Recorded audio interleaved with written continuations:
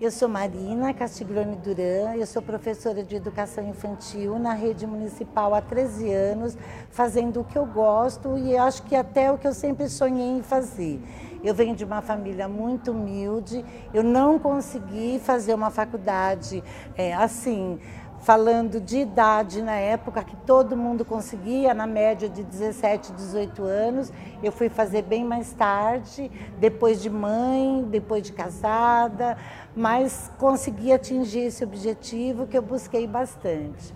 Eu trabalho aqui no SEI do CEL há 13 anos, com as crianças de 0 a 4 anos hoje. E assim,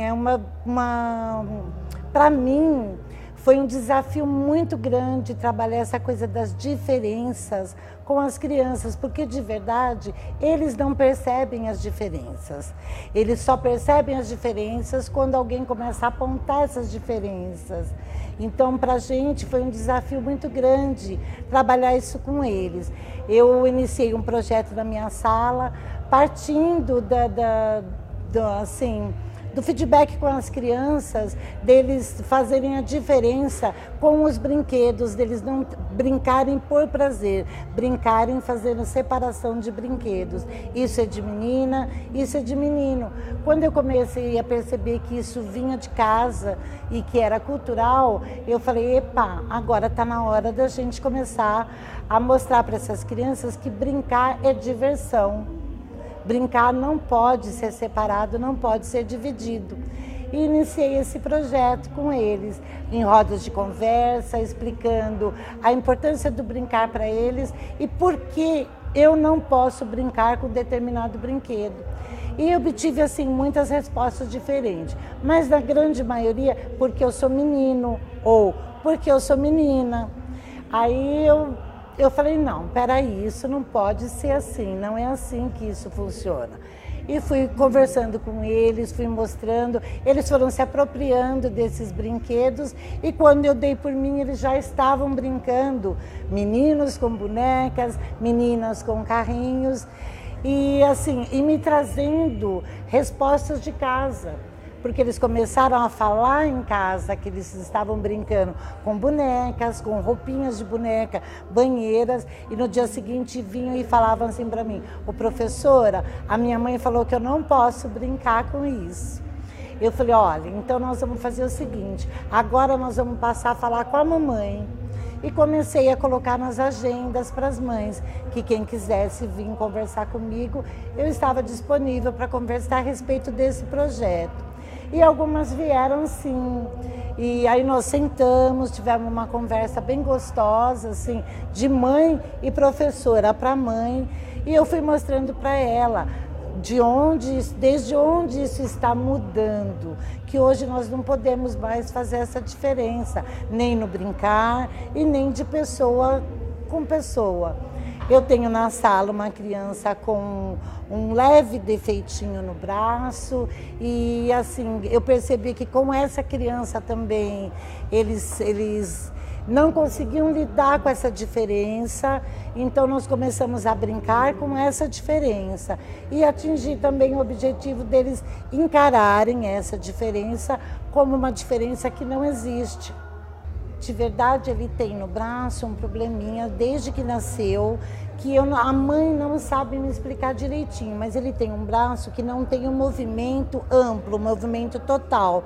Então ele mantém esse bracinho dobrado por mais tempo e dependendo do que ele vai mexer, ele usa muito mais a mão esquerda do que a direita. E as crianças percebiam isso, né? E acabavam assim, fazendo alguns comentários, tudo. Então eu comecei a chamar essa criança para ele falar do probleminha do braço dele. E as outras crianças foram perguntando e ele foi explicando o que ele sabia de casa, né?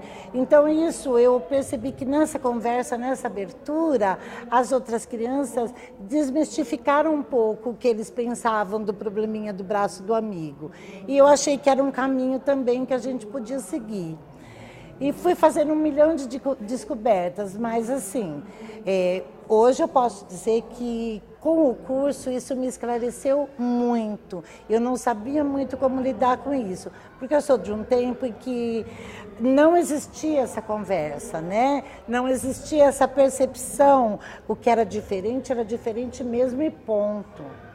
Olha, na minha infância era assim, de verdade, a minha mãe sempre falava assim, olha, se você perceber que tem alguma criança da escola que não consegue andar, que está numa cadeira de rodas, você fica longe. Né? Só que não tinha aquela coisa assim de explicar o porquê, olha, você toma cuidado, é uma criança que não tem condição de locomoção, então você ajuda, você não machuca, falando como criança, né? Não, era uma coisa muito assim, se você ver uma criança que está numa cadeira de rodas, você fica longe. E mesmo qualquer outra deficiência, normalmente a minha mãe saía me puxando pela mão, né? Hoje eu vejo que eu tenho oportunidade de modificar isso. No curso, para mim era muito prazeroso. Eu achei um curso muito leve, muito gostoso, com pessoas muito lindas, muito bonitas, bonitas por dentro e por fora. Né? Então, para mim foi muito prazeroso. Você estava falando quando você era criança, como que era a parte dos meninos e das meninas? Essa era uma diferença gritante, né? Porque chegava ao ponto de, se um menino brincasse com boneca, ele apanhava. Chegava a esse ponto, né? As próprias crianças faziam essa diferença e cobravam essa diferença, tinha uma cobrança. Ela não vinha só do adulto, ela vinha de uma criança com a outra também. Então, eu acredito que hoje isso se minimizou, mas não acabou. Né? Se nós não fizermos cada um a sua intervençãozinha, cada um do seu jeito, com a família, com a criança, a gente vai caminhando para que isso não exista mais. Mas hoje na minha sala ainda existia. Quando eu penso que não, eu estou tendo que trabalhar isso. Né? Parece que é uma coisa muito lá de trás, mas ela vem se arrastando. Ela diminuiu, mas ela não sumiu. Então nós precisamos sim, cada um do seu jeitinho, fazer a sua intervenção para que isso se modifique. Hoje as minhas crianças brincam felizes com bonecas, banheiras, carrinho, na escolha delas, do jeitinho delas. Para nós, na educação infantil, foi muito legal, porque nós começamos com as rodas de conversa, nós fizemos recortes. Primeiro nós trouxemos para as crianças o país, a África. Né? Trouxemos a África, aí junto com ela trouxemos o Mandela, aí colocamos o que ele fez, quem era ele, e foi muito engraçadinho, porque outro dia um dos meus alunos chegou e falou assim para mim, ô Pro, eu vi o Mandela. Aí eu falei, onde você viu o Mandela? Onde é que ele estava? Lá na frente, ele está lá no alto, aqui no palco. Eu falei, nossa, que legal. Ele falou, olha, eu nunca tinha visto ele, porque eu entrava pelo outro portão. Eu falei, e o que você falou para sua mamãe quando você viu o Mandela? Aí eu falei que ele era muito legal. Né? Então, assim, na doçura da educação infantil, né? Dessa coisa inocente da educação infantil, você chega a coisas muito importantes, você vai fazendo ganchos muito importantes. Sentamos com eles e conversamos bastante, ensaiamos a música da apresentação, discutimos bastante com eles também essa coisa do direito. Né? Plantamos essa sementinha do direito com eles. O que eu tenho direito? Por que eu estou aqui na escola? Eu tenho direito a estar aqui. O que eu tenho direito além disso? Então foi muito legal. E hoje a gente vê assim nas brincadeiras, um falando com o outro de direito. Né? Aí um vem e fala assim para mim, ô Pro, ele pegou meu brinquedo, mas eu estava primeiro, então é meu direito. Né? A educação infantil tem muito disso, é uma coisa muito leve, muito sutil e muito doce. A partir da roda de conversa, depois nós partimos para a organização da escolha da música, aí colocamos várias músicas para eles escolherem. E eles começaram a perceber, não sei se pelo ritmo da música, essa música chamou atenção. Era o direito mesmo da criança. E acho que pela maneira como a gente foi conversando com eles, falando, eles conseguiram identificar esses direitos dentro da música. Quando nós descemos com eles, como eles prestaram muita atenção nessa questão de direito à alimentação. Aí quando nós descemos para o almoço, aí eles falavam, ô Pro, eu posso repetir? Eu falei, pode repetir. Eu tenho direito? Tem direito a repetir. Coisas assim que surpreenderam muito as minhas meninas, sabe? Essa coisa rápida, como eles pegaram rápido tudo isso. O direito à educação. Aí nós colocamos para eles que a escola é deles, tudo que tem aqui é deles. Direito à cultura, direito a participar dessa biblioteca, a estar aqui, né? A vir até aqui, nós levamos as crianças da informática, o direito deles de ter acesso. Né? Trabalhamos arte, o direito deles de ter acesso à arte. Então, rapidinho, eles pegaram muito essa coisa do direito. Eu achei uma semente muito legal de ser plantada. Hoje no palco foi um fervo. Assim, porque tem toda uma agitação já anterior a isso, né? A organização na sala, eles fizeram a escolha dos pompons que eles queriam segurar, cada criança minha escolheu a cor para confeccionar esse pompom. Então hoje eles estavam ansiosos, Pro, que hora é? Pro, que hora é? Pro, o palco vai estar escuro, Pro. Aí a gente, calma, vamos ficar calmo, vai estar tudo direitinho, nós vamos acomodar vocês direitinho. Aí quando eles se viram sentadinhos no palco, eles ficaram meio assim. Aí nós falamos, gente, vocês vão levantar e vão dançar. Aí, que alívio, né? Levantar e poder se movimentar. Que coisa é essa de ficar sentado sem poder se mexer? Calma, gente, vocês vão levantar e vocês vão dançar. Aí foi aquela animação total. Aí quando nós voltamos com eles, nós fizemos uma roda de parabéns. Aí demonstramos para eles o quanto a gente estava feliz com a apresentação deles e o quanto era importante. Nós tínhamos mães na plateia, tínhamos mães deles lá e eles todos interessados em se mostrar para a mãe. E é uma coisa assim muito legal, porque dentro de uma estrutura tão grande, né? Eles tão pequenos, dentro de uma estrutura tão grande, eles conseguiram se sentir parte dessa escola. Então é muito legal. Olha, o que mudou lá na minha casa foi assim, hoje eu consigo passar para os meus netos, para os meus filhos, já uma visão de professora de educação infantil e dos tempos de hoje, né? Então, algumas vezes eles falam assim para mim, nossa mãe, mas com a gente não era assim.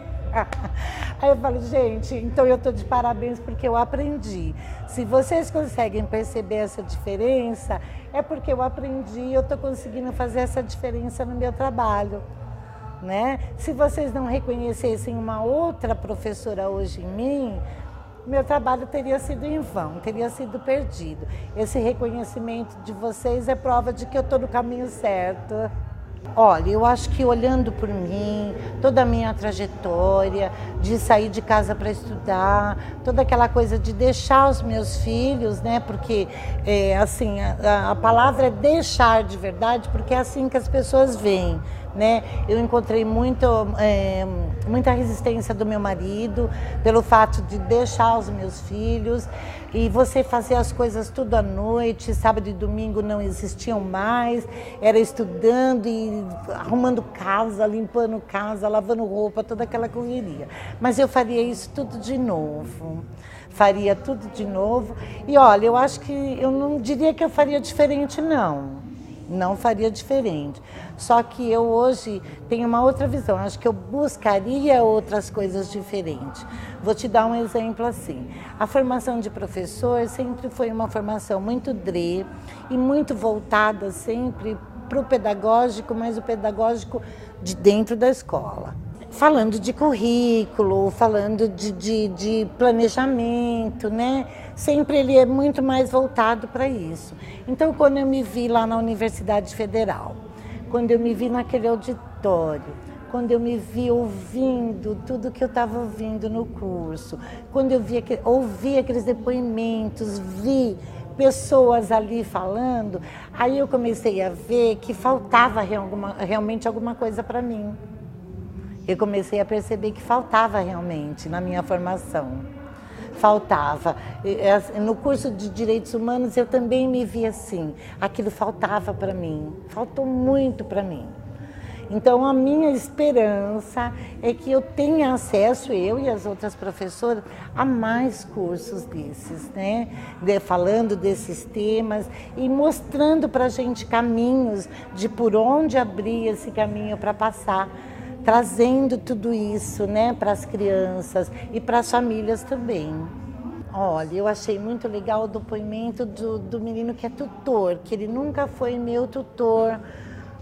O rapaz que é tutor é o Vanderlei, não é? Ou o João Pires, que é um outro não.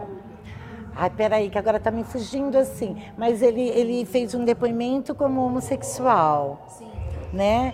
E, nossa, aquilo para mim foi muito lindo, foi muito legal. Ele falou da questão de ser aceito, da questão de primeiro se aceitar, depois de ser aceito, né? Então foi muito legal para mim, assim. Eu acho que aquilo me tocou de uma maneira, assim, de pensar, poxa vida, né? Quantas vezes será que eu fiz parte disso, de não aceitar alguém? Né? Por quantas vezes eu fiz parte disso? E tudo isso veio da minha família, de não aceitar as diferenças de qualquer maneira, de qualquer coisa, independente só de ser homossexual, todas as diferenças da minha casa não eram aceitas. Então, quando eu ouvi aquele depoimento dele assim, nossa, aquilo me tocou muito. Na hora eu me voltei e pensei, quantas vezes será que eu fiz isso? Né? Quantas vezes? Essa minha criação me mostrou que era assim que se fazia, que a gente não aceitava e ponto. Né? Então, para mim, ele me trouxe muitas reflexões. Vários temas, vários depoimentos, me trouxeram muitas reflexões. E a dança, você lembra da dança? Ai, a dança é tudo de bom. A dança de verdade, eu acho que assim, eu me identifiquei com a dança por conta da roda, né? Então eu me identifiquei muito com a dança. A roda que eu faço com as minhas crianças, tanto de música para dançar como de conversa, a educação infantil é uma roda. Né? Ela é muito em cima dessa roda de mãos dadas, ela vive muito disso e eu vivo muito disso com as minhas crianças. Eu faço roda para tudo, todas as questões que aparecem na minha sala, todos os conflitos, a gente senta em roda. Então eu naquela roda me senti muito bem.